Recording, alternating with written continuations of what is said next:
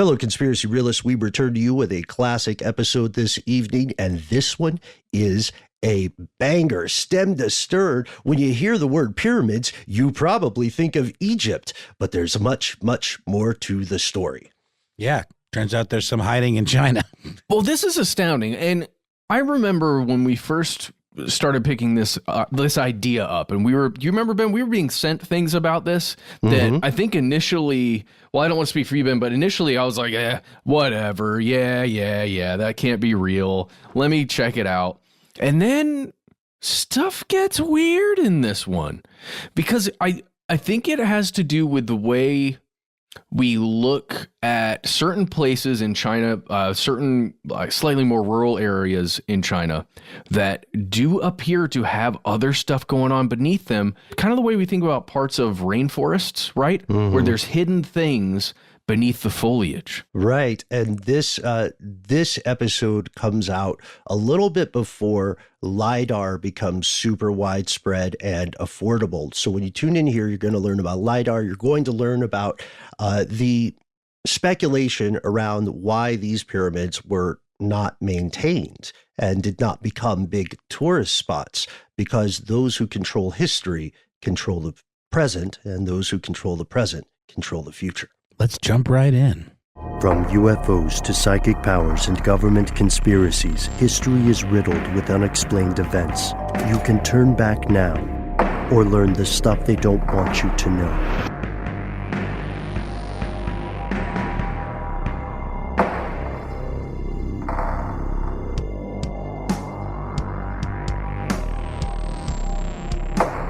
Welcome back to the show. My name is Matt. They call me Ben. We are joined with our super producer, Paul, the Ace Decant. Most importantly, you are here, and that makes this stuff they don't want you to know. We're going into, I was thinking about this off air, Matt, we're going into a bit of a pyramid scheme today, but not the way we ordinarily do. Oh, God. Okay, yes, we are. We're going into an actual pyramid scheme, where a scheme of pyramids, a scheme about a pyramid? Several schemes, in fact. Yeah.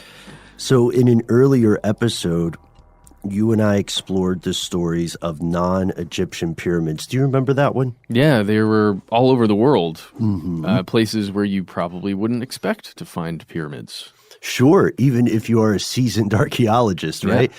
It's true that while most people, at least here in the West, associate pyramids with the Valley of Kings in ancient Egypt, you know, the huge pyramid of Giza and stuff, the world has tons of other smaller, similar structures. Yeah, you associate the pyramid with a rigid structure in a way, built out of some sort of stone or block, right? Where it's highly defined. But then you get other things like ziggurats that you find throughout the world, especially in places like Central and South America. You got mounds in North America. You can find those all over the place. Even here in Georgia, you can find some different kinds of mounds.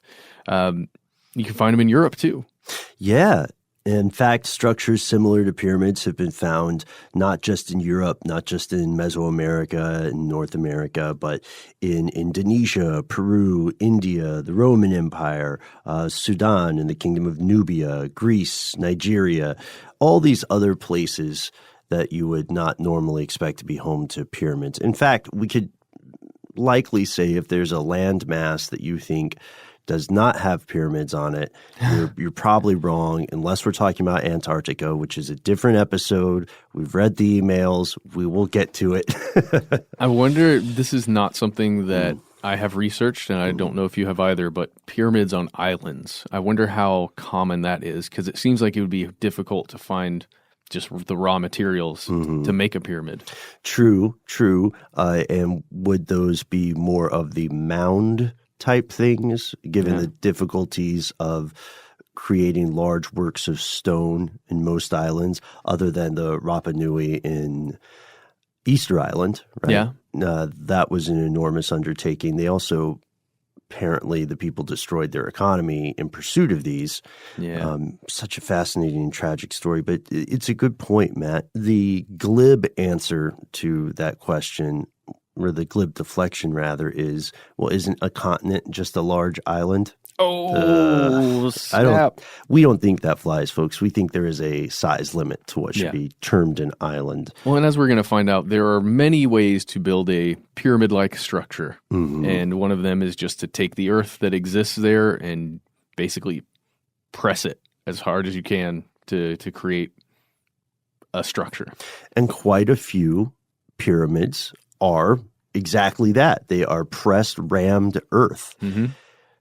And for a long time, there were tons of legends about pyramids in one of the most mysterious parts of the world, at least to early Westerners, that is China.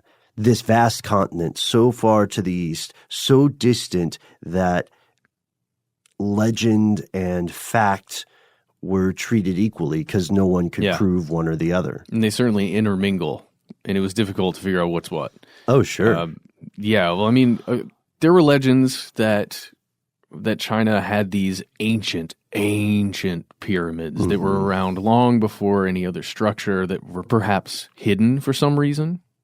Right, hidden from the rest of the world. And this idea makes sense when we look at the historical context of trade restrictions and travel restrictions in China for Westerners. You know, like the secret of the silkworm or silk manufacturing. It seemed very reasonable to people that, of course, this civilization would have more secrets. You know, that's just what they do, apparently. And the ancient secrets are some of the most fascinating, right? Because the ones that, especially, ancient hidden secrets, that's just like perfect. It's the perfect thing for any mystery novel, for anyone who's even inclined to want to explore those regions of their own mind. Yeah, absolutely. And I know when we say ancient hidden secrets, many people may think, well, are you guys going to go full History Channel on me here? Not really, but we do have to point out that there are so many real examples of ancient hidden secrets, often tied to religions, to mystery religions, right? And so it is completely reasonable if we're a person who's living in these ages past, it's completely reasonable for us to assume that this legend of pyramids is true. However, things change here, and we have to start with the folklore. So here are the facts. After these legends have been established, and they are pretty well insulated into the world of Western folklore, as kind of footnotes, there's not a ton of exploration or literature about them. Things change when a modern sighting occurs in 1912. There's a trader and a travel agent by the name of Fred Meyer Schroeder, who was the first modern Westerner to record a sighting of a pyramid in the Shanxi province of the country of China. So what happens? It's 1912, which means he's probably not flying, right? Yeah, he's got one of those hats, you know, that you find in old movies, the large explorer hats. The plinth hat? Yeah, not necessarily. But he's walking. He's got a guide with him who happened to be a Buddhist monk. And then he sees way off in the distance. He's not really sure what it is, but he kind of squints a little bit maybe, and he thinks, oh, that's a pyramid. And there are all these other little structures around it. Whoa, what am I looking at here? And we have a quote. Yes, he says, let's see, he's an old-timey American. Yeah. It was even more uncanny than if we had found it in the wilderness, but those pyramids were to some extent exposed to the eyes of the world, but still totally unknown in the Western world. Yes. Yes.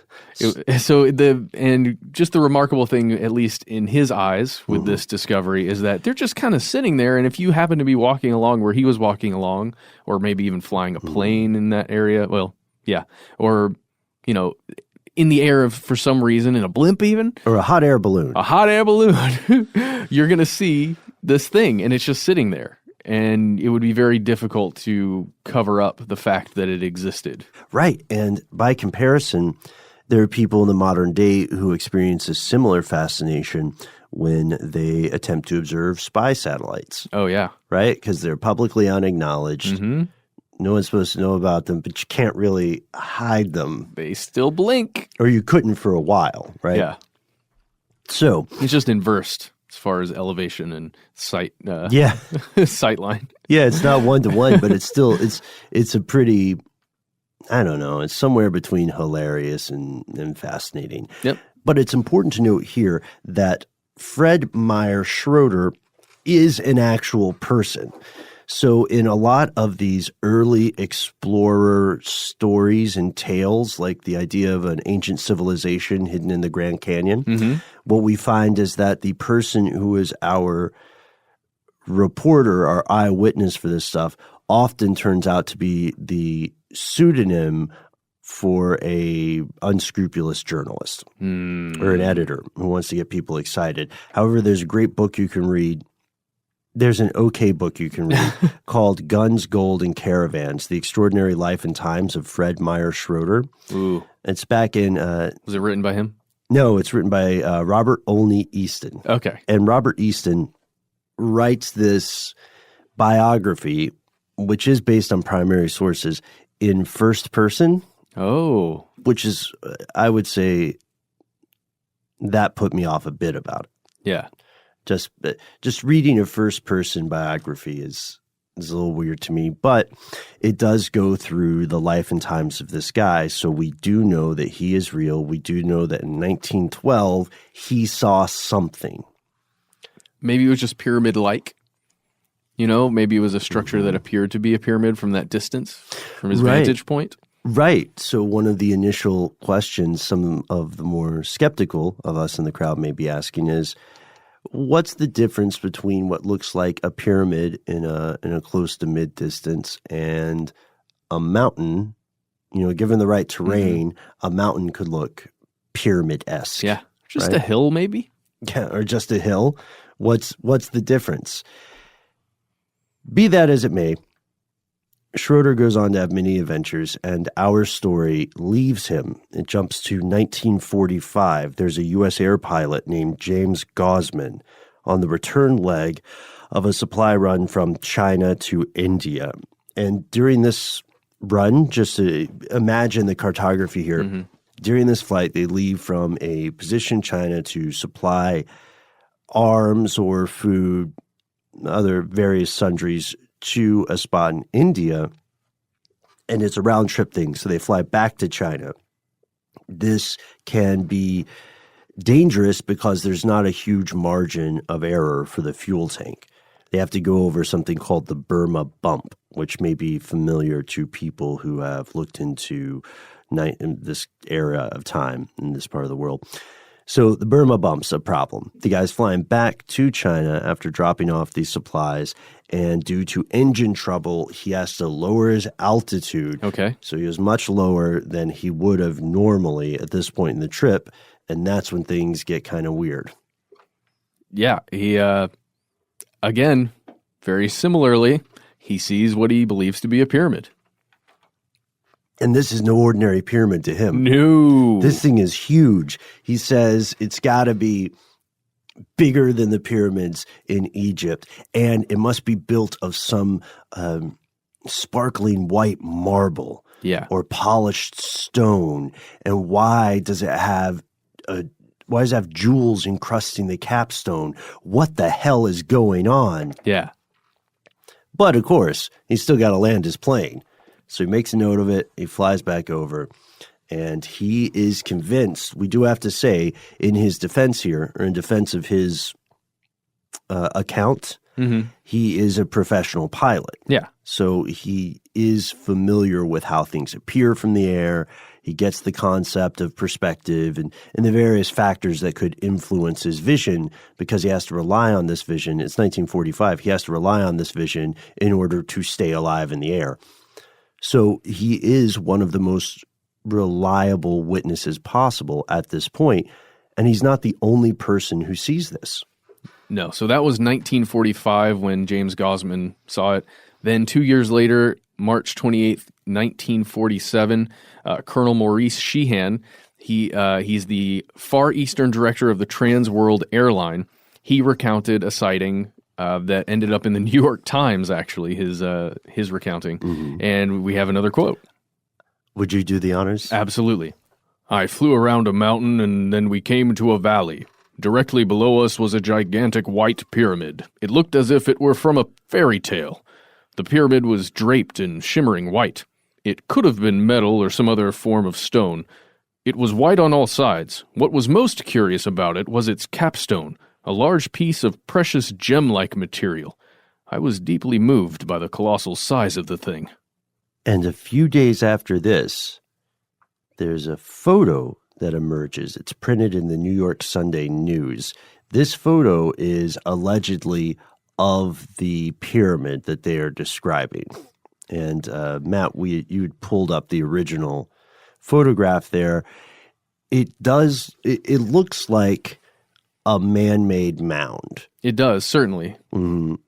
It doesn't necessarily match the description that Sheehan and Gosman are putting on it, probably due to the quality of the photograph and the fact that it's in black and white, so you don't see the same color values. Yeah, it's high contrast, black and white. The angle that it's at, you can see the shadow from the sun casting the pyramid shape. So you can tell that it is actually pyramid shaped.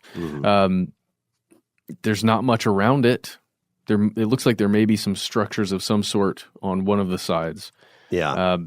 But yeah, it definitely is pyramid shaped. So this and similar stories, they draw great public interest, and the game of telephone begins. So now when you read about these encounters on many sites, what you'll see is that the quote from Sheehan is attributed to Gosman as well as the photo. That doesn't discredit what they're saying, but it is important for us to note that people started muddying things up pretty early on in this story. So for many people, even in 2018, that was the first time the West was aware of these structures. That's what most people believe. That's what many of us believe. It started in the 1940s. And what's happening now? We'll shed some light on this after a word from our sponsor.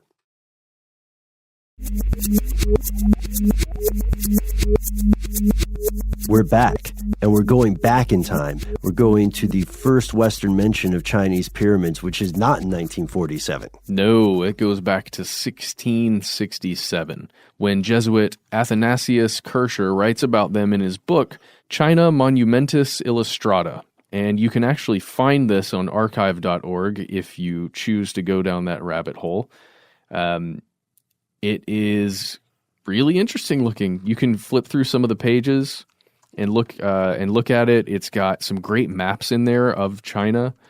It's got lots of writing that I cannot read. It's a cool manuscript or book. It's very, very cool. Oh, wow. Really great illustrations in here. And in this book, he conducts more of a survey of these various structures. Yeah. And as you said, doesn't spend an inordinate amount of time on any particular one, but he does mention them. Again, 1667. And if we jump back to the days of Gosman and Sheehan and the various things being published in newspapers about these pyramids, we find that bless their hearts, as they say in the South, an outfit named the Science Newsletter tried to dispel some of what they saw as exaggeration. This publication exists today, by the way. They are known as Science News. On April 12th of 1947, they said, quote, "The Chinese pyramids of that region are built of mud and dirt and are more like mounds than the pyramids of Egypt, and the region is little traveled. American scientists who have been in the area suggest that the height of 1,000 feet or 300 meters, more than twice as high as any of the Egyptian pyramids, may have been exaggerated because most of the Chinese mounds of that area are built relatively low. But the most important part of this story and this quotation comes at the end. The location reported 40 miles, 64 kilometers, southwest of Xi'an is in an area of great archaeological importance, but few of the pyramids have ever been explored." All right, so let's think about this. as so many academics want to say, let's unpack this.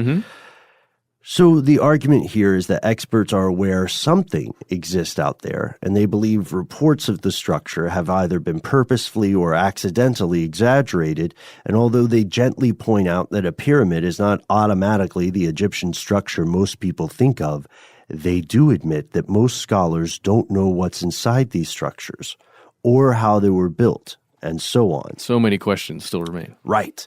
And researchers like Chris Meyer are certain that the pyramid depicted in the 1947 photo that we just described is actually the Maoling mausoleum of the emperor. And while it is the largest tomb built during the Han Dynasty, it's still only about 154 feet or 47 meters high. So if you look at modern photos of the mound at this mausoleum, it does bear a striking resemblance. Oh, yeah, for sure. I'm looking at one right now. There's a little more tree cover, right, Yeah. as the trees have grown there, but it still looks close enough for government work. And this is where the mystery has remained for several decades. We knew there was something there, and the witnesses all proved to be real people rather than inventions of journalists, but we had no clue how old these structures might be, and we didn't know what might be inside. At least that is, until now. Here's where it gets crazy. So we may have solved that mystery of the legendary white sparkly pyramid. These recent investigations have revealed a lot more about ancient China than we thought they might. In August of 2018, there's an issue of Antiquity, a journal published by the Cambridge University Press. Archaeologists, they revealed that while excavating a ruin that historically people had thought, or just scientists and archaeologists had thought it was part of the Great Wall, they actually stumbled across something completely different. Insanely different, I would say. You know how often in popular reporting, a small thing that could be maybe a possibility is turned into a hyped BuzzFeedy-esque headline by different authors and stuff. This happens all the time in the world of experimental physics, right? Yeah, pretty much any science. Pretty much any science. This is unusual because this is the real deal. Everything we are about to tell you is absolutely true. In China, what they found when they thought they were looking at this other part of the Great Wall was a 4,300-year-old metropolis, at least that old. Yes. A city that was lost completely to history, with a massive pyramid at its heart. This pyramid is at least 230 feet tall or 70 meters tall, and it spans 59 acres or 23.8 hectares at its base. Now that is massive. Essentially the area that it covers. Yeah. So just for a little perspective here, the Great Pyramid of Giza, it has a height of about 139 meters. So we're looking at 70 meters versus 139 meters. So this new pyramid is significantly shorter.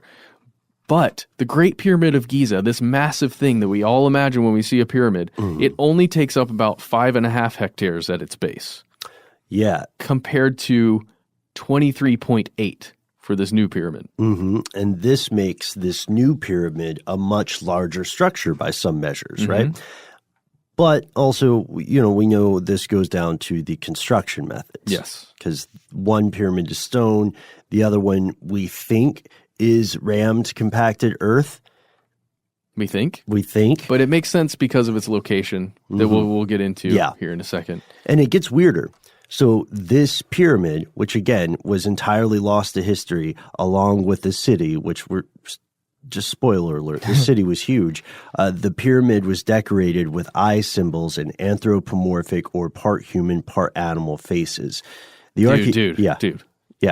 Eyes. It had eyes. It's decorated with it. It was a pyramid with eyes. And animal-human hybrids, just very similar to Egyptian things that you will see in hieroglyphics. Just putting that out there. And now I'm thinking of the eye of the pyramid on the dollars in our wallets. Oh, boy.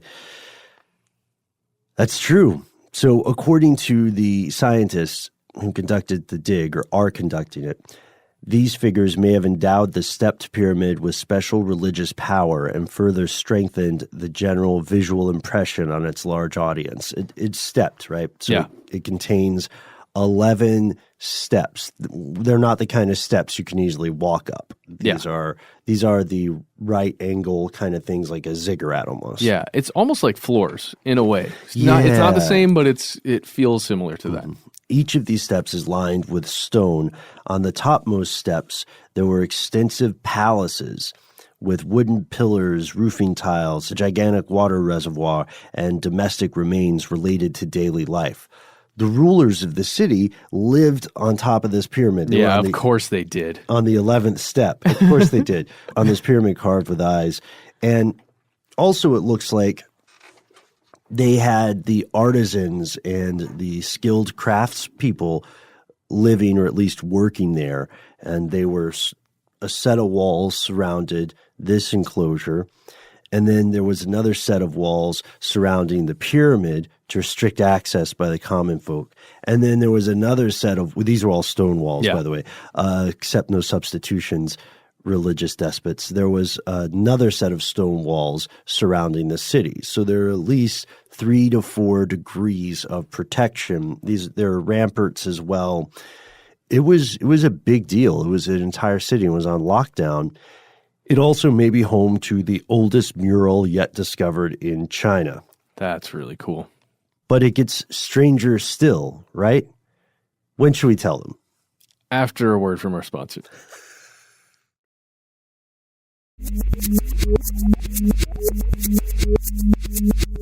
So as Ben was saying before, the walls of this area, the two separate walls, make this a gigantic space.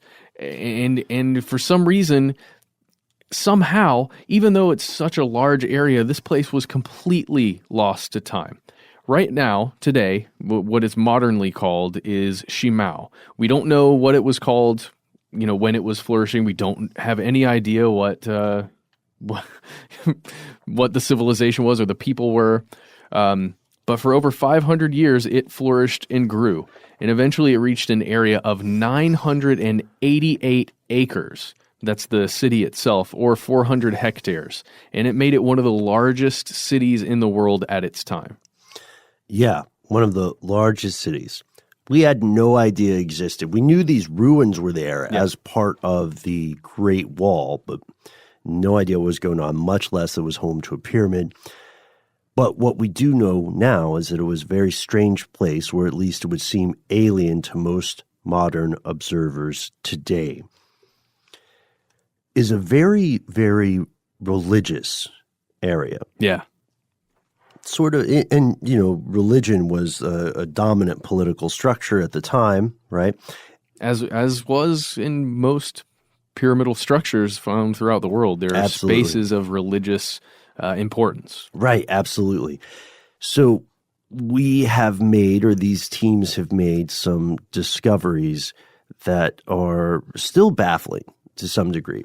So as the excavations continue, archaeologists have already noted numerous aspects of the site, but one thing that particularly interested them is the wealth of jade artifacts that are crammed into spaces between the blocks in every structure in Shimao found so far.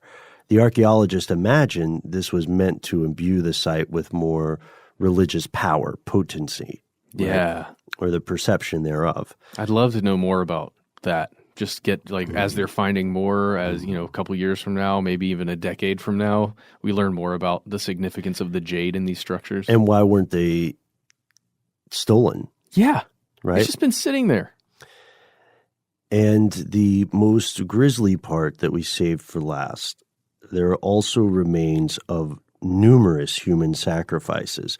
How many? We don't know yet, because these excavations continue. In the outer gateway of the eastern gate, on the outer rampart alone, so toward the very outside, the research team already found 6 pits full of human heads, decapitated human skulls. Yeah, and these are just pits where bodies were dumped, but in this case, it's not whole bodies, it's just the heads.